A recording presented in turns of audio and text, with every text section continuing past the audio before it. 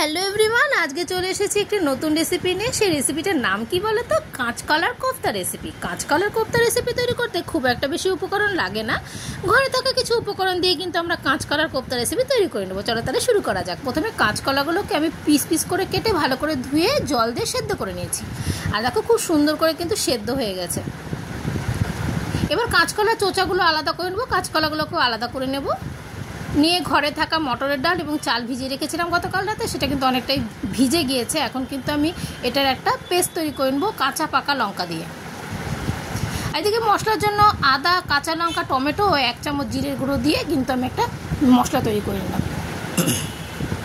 এবার কাঁচা কলার মধ্যে একটু লবণ দিয়ে ভালো করে স্ম্যাশ করে নিচ্ছি। নিয়ে ভালো করে স্ম্যাশ করতে হবে যাতে এর মধ্যে কোনো দলা না থাকে। এরপরে কিন্তু চাল ডালের মিক্সটা কিন্তু আমি এর মধ্যে দিয়ে দিলাম, যেটা করে নিলাম একটু আগে। দিয়ে একটা ডো তৈরি করে নিয়ে এখন কড়াইয়ে তেল দিয়ে ভালো করে কিন্তু কোফতাগুলো আমি অল্প করে ফ্রাই করব, খুব একটা বেশি ফ্রাই করবো না। ডিপ ফ্রাই করলে কিন্তু যে কোফতাতে যে রসটা ঢুকবে সেটা কিন্তু ঢুকবে না, তার জন্য আমরা অল্প করে কিন্তু ফ্রাই করে নেব কোফতাগুলো। এখানে কিন্তু আমি 4টা কাঁচা কলা ব্যবহার করেছি, খুব বেশি কাঁচা কলা ব্যবহার করিনি। তোমাদের ইচ্ছে হলে তোমাদের ইচ্ছে মতো কাঁচকলা ব্যবহার করবে। এগুলো অল্প করে 2টো আলু কেটে নিয়েছি, আর এই কোফতাগুলোকে কিন্তু আমি তেল থেকে আলাদা করে তুলে নিলাম, আর যেটুকু বাকি ছিল সেটাও ফ্রাই করে নিলাম। এখানে যেহেতু 4টা কাঁচকলা ব্যবহার করেছি, এখানে কিন্তু তেজপাতা, শুকনো লঙ্কা, 5 ফোড়ন দিয়ে দিলাম। দিয়ে আলুটাকে ভেজে নিচ্ছি। এর মধ্যে লবণ হলুদ দিয়ে দিলাম প্রয়োজন মতো, দিয়ে ভালো করে একটু নাড়াচাড়া করে ফ্রাই করে নেবো। যখন তেলটা ছেড়ে দিবে তখন এর মধ্যে কিন্তু মশলাটা দিয়ে দেবো। খুব বেশি মশলা দিই না, অল্প একটু মশলা দিয়েছি। তারপরে যখন তেল ছাড়তে ধরলো তার মধ্যে কিন্তু গরম জল করে নেবো পাশেই।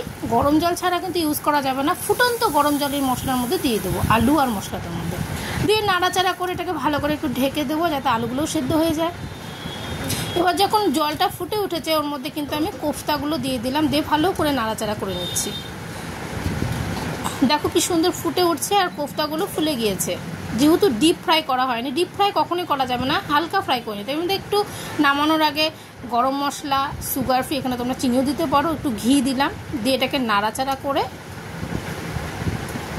ভালো করে নাড়াচাড়া করে, অবশ্যই লক্ষ্য রাখতে হবে যাতে ভেঙে না যায় কোফতাগুলো। হালকা করে নাড়াচাড়া করে নিলাম, নিয়ে নামিয়ে নিলাম। নামিয়ে নিলে কিন্তু কাঁচকলার কোফতার রেসিপি তৈরি। খেতেও ভীষণ সুন্দর লাগে। ভালো লাগলে অবশ্যই লাইক কমেন্ট করো, এবং চ্যানেলটা যারা সাবস্ক্রাইব করো না সাবস্ক্রাইব করে দাও। সবাই ভালো থেকো।